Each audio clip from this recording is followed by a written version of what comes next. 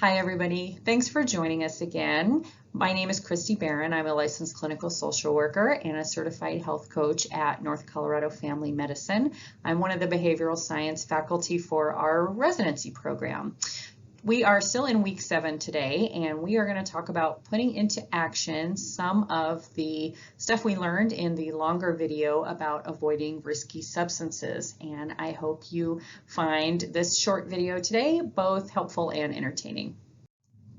So what we're going to focus on today is trying some mindfulness. If you remember, it was one of the things that we discussed in how to deal with stress, which, as we all know, stress is one of the contributors to us using risky substances. So we're going to talk about mindfulness today. So what is mindfulness? It's kind of a big popular buzzword that a lot of people have been using these days. It's really simple though. It's just about learning to be in the present moment and being aware of everything that's going on around you. It originated in ancient Buddhist practice, but it's been supported over the years by modern science. Studies have shown that using mindfulness techniques can actually reshape our brain in positive ways. Lots of mental health therapists use mindfulness. Lots of people in the exercise world use mindfulness. It's used all over the place, but it overall is designed to help promote both physical and mental well-being. So how can using mindfulness help me avoid risky substances? Well, like I just mentioned, using mindfulness can actually help strengthen our brain. Our brain is specifically designed to be shaped by experiences and practice, just like a muscle gets stronger when we exercise. So when we use risky substances, unfortunately, that shapes our brain in harmful ways, and our brain actually starts focusing on those substances and doesn't permit us to be mindful. So if we practice mindfulness, it actually empowers us to intentionally reshape our brain, and that will help us bring greater awareness and control and subsequently happiness to our life. So how do I get started with mindfulness? Do I just sit down and meditate or burn some incense or light a candle? What do I do? Well, contrary to popular belief, we can be mindful anytime. All we need to do is just be willing to try new ways of experiencing the world.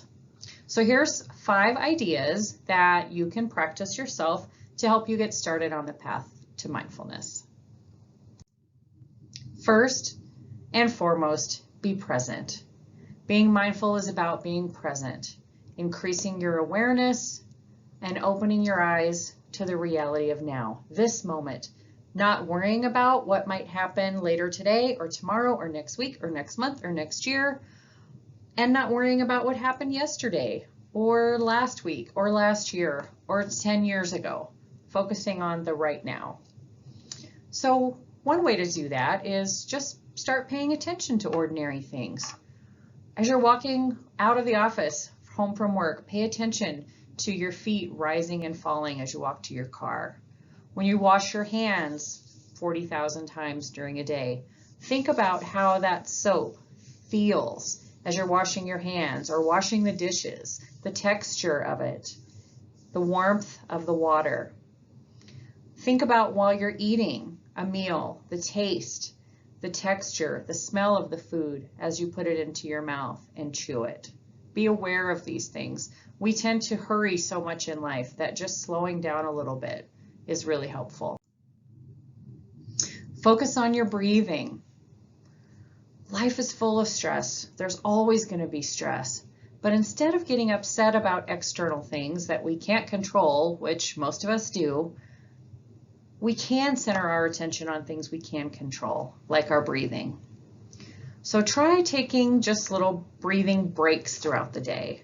Whenever you have a few minutes, if you're at a stoplight or you're standing in line at the bank or you're watching some kind of webinar or something like that, inhale through your nose and exhale through your mouth.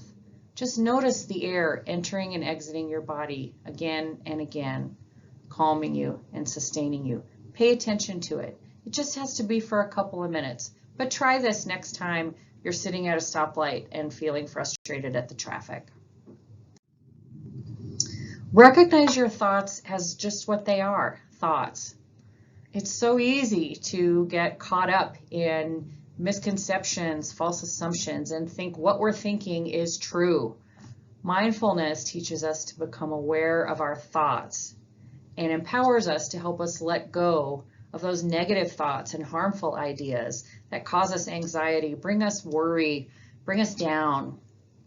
So to start with this, think about your thoughts throughout the day, especially when you find yourself becoming anxious or depressed.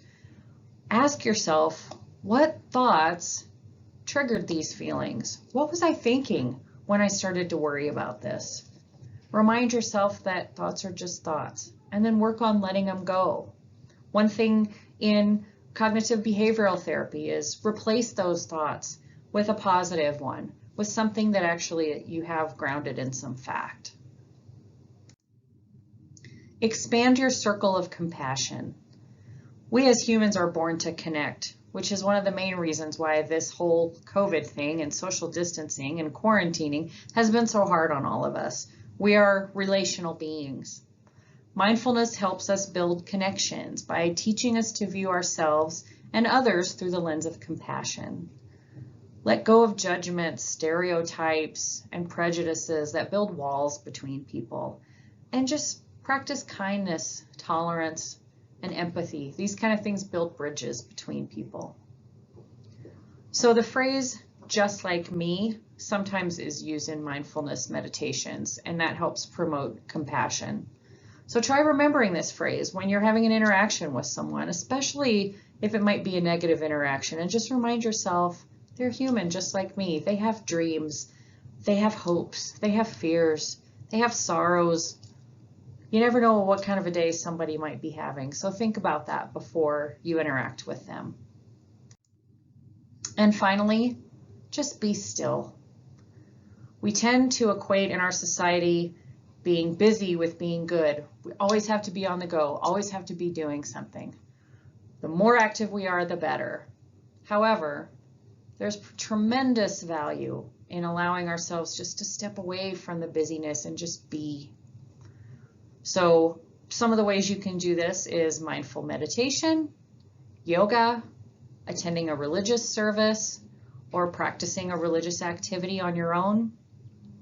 So can just gazing at the night sky, taking in nature, gardening, painting, playing music, any kind of activity that works for you.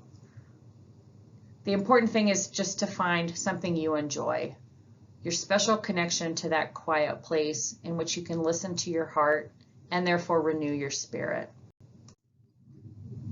So with that, go and be mindful.